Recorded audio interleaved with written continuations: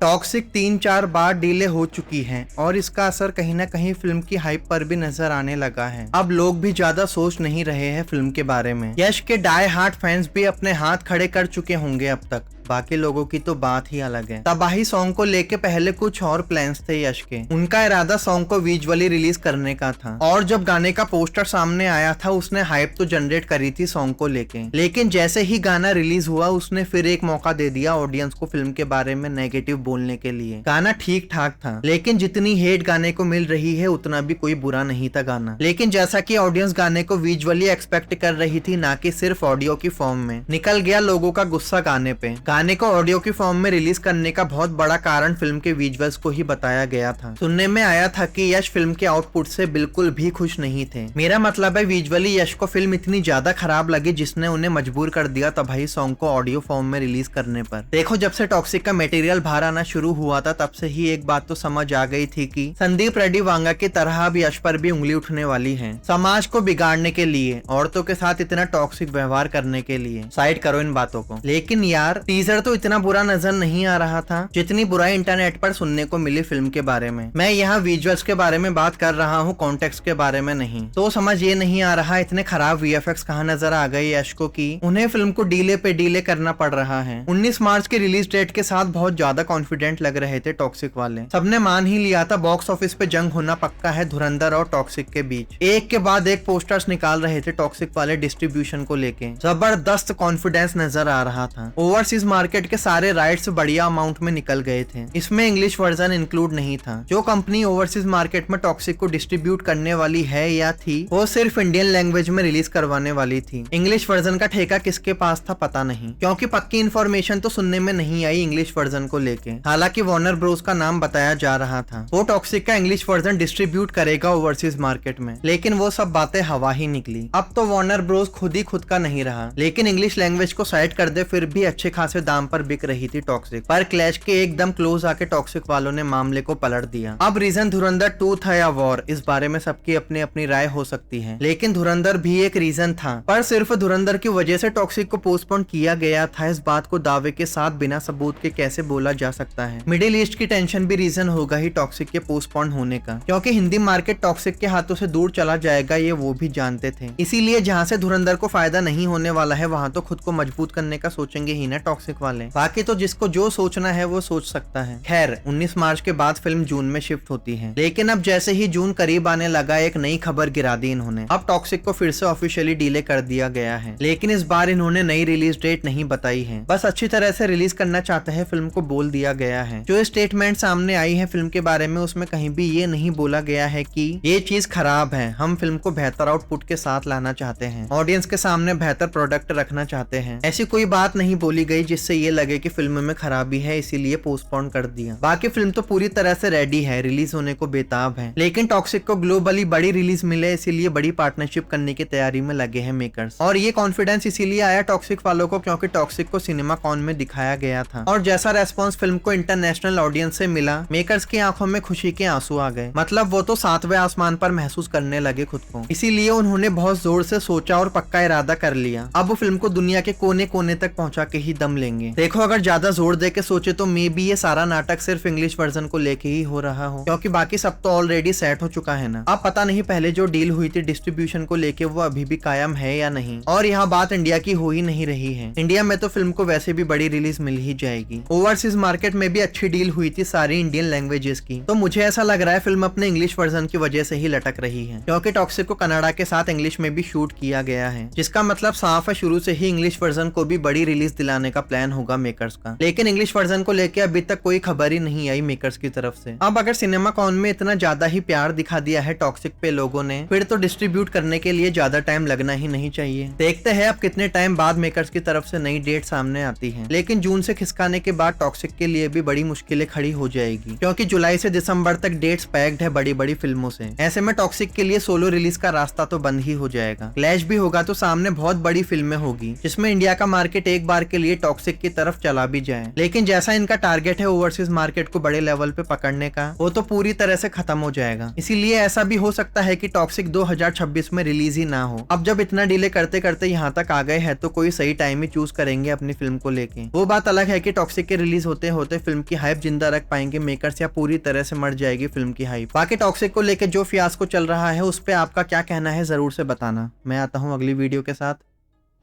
Bye.